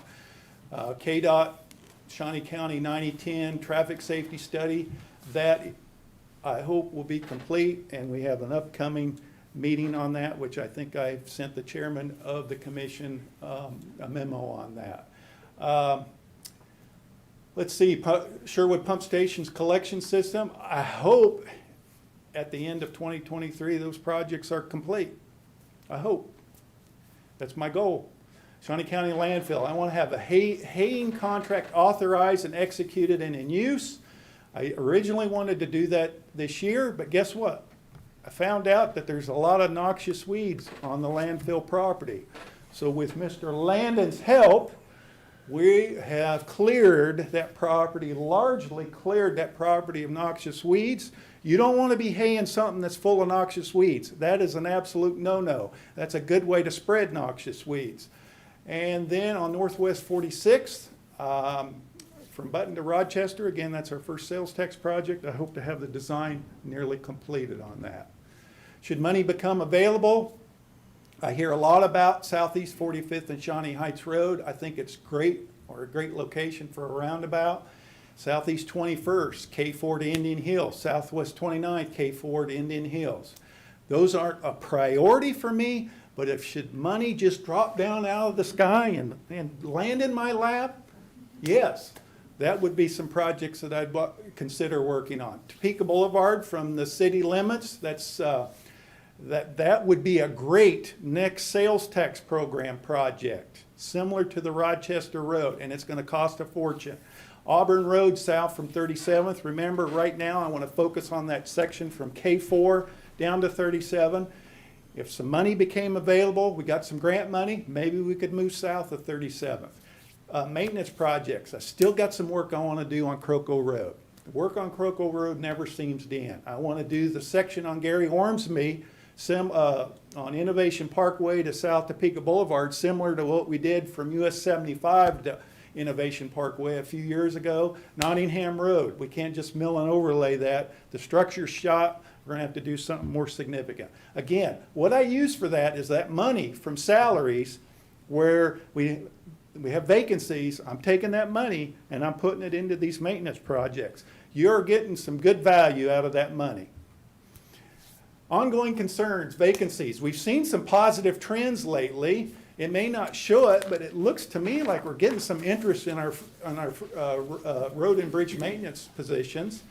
But right now, 2 of 5 mechanics are vacant, 1 of 3 traffic technicians, 50% of our bridge maintenance positions, and 33% of our road maintenance positions. Again, that is bad in itself. The good is I'm taking lemonade, or I'm taking lemons and turning it into lemonade because I'm using that money on contract projects. Inflation, labor costs, price uncertainties, availability issues, these are all driving the cost of our projects up. Remember, I talked about a project budget a month ago on Southwest 61st. And I said, we have a project budget of $1 million. 2 or 3 years ago, that would have been $700,000 to $750,000. It's this kind of stuff. Oil price index. At the end of our 29th Street project, $410 a ton. This July, $775. How high will it go? Who knows? Let's put some money down to see how high it'll go. Let's put some money on that. It'll be interesting. Shrinking pool of contractors. Less competition equals higher project costs. Look on the Sherwood collection system project. We got one bidder. It ended up costing us because we could have maybe fallen back to the second high bidder on this bankruptcy if we had more than one bid. Less competition, prices go up. Shrinking purchasing power. Inflation versus funding sources. My federal fund exchange dollars been flat or down over the last few years. Sales tax money, it's flat, but it's going to go up in 2027 after I get Carlson Road paid off. Our operating budget, again, this is non-salaries, MSA 02 through 05, flat since 2020, and it's been down since 2017. And operating budget salaries, MSA 01, they're up, which is a great thing because I can use that money. Questions? That's quick, but I wanted to give you a chance. Rochester Road project, I think that it looked like the timing on that might overlap a little bit with the Polk Quincy Viaduct construction. And I think that Highway 24 is kind of going to be taking on a lot of that traffic. Probably, some of it. Is there going to be any conflict there, you think? Oh, or- there probably will be, but I don't think the county can afford to delay this project on Rochester Road. I think it would be a big, big mistake. The reason Rochester Road was identified is because of the school district properties up there, all the parents and children using Rochester Road. I just don't think we can delay it to get out of the way or to get out of an overlap with Polk Quincy. Okay. Kurt, I recognize and would state it is not primarily Shawnee County's issue, but are we going to take any harder look or another look at the traffic around Seaman, the new elementary school, and then the high school with the traffic that backs up in the mornings On Topeka on Boulevard. Topeka Boulevard? I'm gonna. And again, not our problem. That's right. It is not our problem. Where I feel it isn't, as your public works director, I feel it's not our problem. And I've told Shawnee Heights, I've told Seaman, and now I'm telling Washburn Rural. You put all those kids in one spot, you build all of those facilities, you have an obligation to build the infrastructure surrounding those facilities to get those kids in and out of that complex safely. So I'm not playing any favorites here. And Washburn Rural, when they got their expansion, paid for it. Washburn Rural, no. Shawnee County paid for it because we took a shoulder and turned it into a lane. But part of it was paid, some money came from Washburn Rural, I think. No? I don't think so. Yeah. It was a maintenance project. Everything that Seaman, Shawnee Heights, and now Washburn Rural at 29th and Auburn are talking about, they're not things that maintenance can take care of here. These are significant changes in 29th Street, Auburn Road, Topeka Boulevard, Shawnee Heights Road. They have to share in the cost of that. And so, based on what I've seen in Shawnee Heights, on Shawnee Heights Road, Seaman, on North Topeka Boulevard, I don't want to make the same mistakes with Washburn Rural. They have to ante up. They have to be responsible for a shared or a fair portion of the improvements. Chair, the Rochester Road Mhm. improvements, would that have underground storm drains and curb and guttering sidewalks? What is that project gonna look like? It's going to be tight. Yes, it'll have to have underground drainage, because if we don't, the ditches will be so wide that we won't be able to get everything within the right of way. So it has to have curb and gutter. It has to have underground contained drainage system. What I'm worried about is how in the world I'm going to get a 10-foot multi-use path in there. We may have to revert back to 5-foot sidewalks on both sides, because it is going to be tight in there. It's also a lot of easements, Yes, Oh, yeah. and it's a lot of yards Used to that'll a foot and be a half. reduced down. yeah. Well, that's what's there now. That's what I mean. I just drive down there to see, there's just no room for hardly. There isn't. That's it. That's why I call it, pardon my language, the project from hell, because it is going to be a project from hell. Yeah. Getting all of that improvement, all of those amenities in there, so close to those homes. And I tell you what, everyone, they got 2 drives now or more to a property, are we going to have to take some of those away from them? Every place you have a driveway, you have a potential conflict point with the public, pedestrians. It's going to take some real strong decision-making. That's why I'm going to retire before that project starts. I'm just joking. But on North Topeka Boulevard, again, not looking at redoing anything around the new school. No, sir.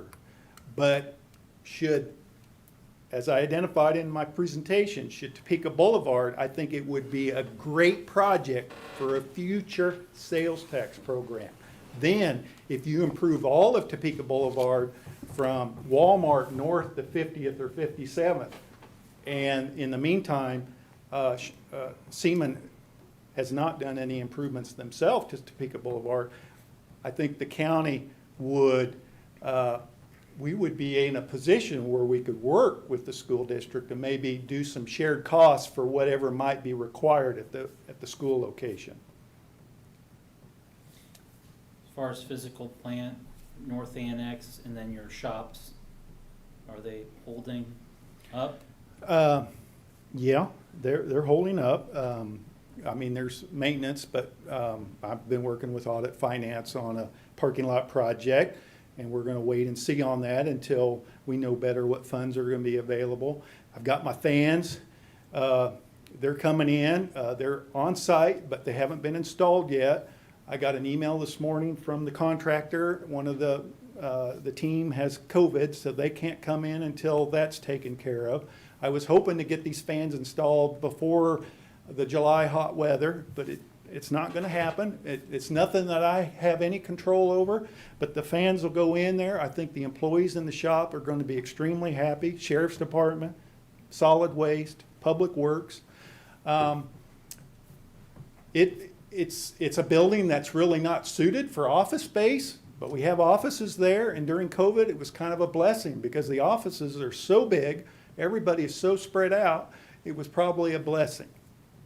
But I have no other real complaints about the North Annex. Solid waste makes the facility stink once in a while, but other than that, that's like the smell of cattle. That's like money in the bank, you know? So. Mr. Chair. I would make a comment. He's mentioned that money comes available. One of the things that Kurt is doing, he's working with our consultant with Whit O'Brien's to make sure if there's any money that comes available in the infrastructure bill, the federal infrastructure bill, that he's on top of that and watching for that. And There I am has go- not been anything that's come up yet, but Yeah, and I am going to Wichita Wednesday. I guess there's this big meeting, and supposedly they're going to talk about these grant programs, what you can do, how you can write your grants to improve your odds of success. So the pressure's on. I hope to get some grant money. I hope to get grant money for some of our bridges that are in, quote, poor shape. And I hope to get some money, grant money for some of our road projects. I would think that the 29th in Auburn with the new school, I mean, that seems like a good place that grant funding might come into play. So that was kind of a rocky presentation, but it was quick. And I, Any other questions? All right, seeing none, okay, thank you. thank you.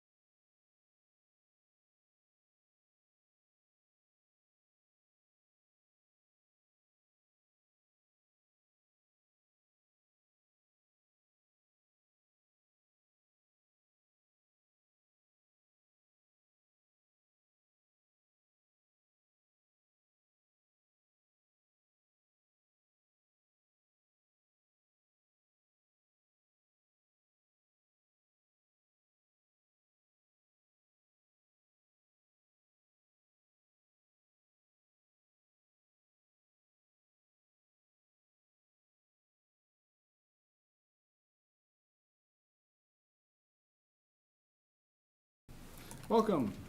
Welcome. Angela Lewis with Human Resources to present our 2023 budget. Kurt said his was quick, but I guarantee mine will be quicker. Our department's mission hasn't changed. The mission of Shawnee County Human Resources is to support all county offices and departments by making our organization an employer of choice in the community. Our aim is to support Shawnee County government by providing efficient, effective, and professional human resources services. We'll accomplish this by attracting, developing, and retaining top talent, recognizing high-quality work, providing and administering competitive benefits and compensation, strengthening employee relations, facilitating training and education, promoting safety and wellness, and establishing sound policies and procedures that ensure workplace equality, diversity, and inclusion. Our team consists of these 6 wonderful people. Myself, Michael Augustine, who is with us today, is our Deputy Director. Rebecca Roth is our HR Specialist 2. Maria Latondras is our Benefits Assistant. Barbara Lewis is our HR Specialist 1. And Joshua Atkinson is our Accountant 1 Payroll. As you all know, we were short-staffed for 9 months this year, so we are so grateful to have new members of our team, and grateful for those who stuck it out while it was hard and we were short-staffed. And I think short-staffing is something that you see, unfortunately, across the county right now, but things are getting better, and I think our referral bonus and hiring bonus are helping that. Our budget request is $541,415 this year. You can see that 95% of that is wages and benefits, 4% is contractual services, and supplies are 1%. The next several slides just break the budget down into personnel services, which is 95% of our budget, or $514,735. Contractual services is 4%, or $22,096. And supplies are 1%, or $4,584. I'd be happy to answer any questions you have with regard to our budget. Questions for Angela? Last year's innovation was the HSA. Next year's innovation is? I hope BenTech. We are working on a contract with BenTech, if you haven't heard about it already. It would be an update to our current HR system. It would lock and play with that to make our benefits enrollment easier. Right now, every time we enroll someone in benefits, not only do they have to enroll in our system, but we have to go out to, I believe it's 14 different systems. How many? 13 different systems to enroll people in them. So if you got our bundle, you had health insurance, we have to go into Blue Cross. You have dental insurance, we have to go into Delta Dental. You have all of our other benefits, it's one for one that we have to go in and touch. This will make it a lot easier and would also allow us to have a passive enrollment. So in 2 clicks with this new system, if you want exactly what you had last year, you go in and you say, I want what I had, and you're done. And it feeds to those systems, so we're not manually putting them in. So that's what I hope, fingers crossed, will be the innovation for 2023. Great. All right. Any other questions? Hey, All Thank right. you for your time. Thank you. You don't want to be Sonic and pay every day? I do not.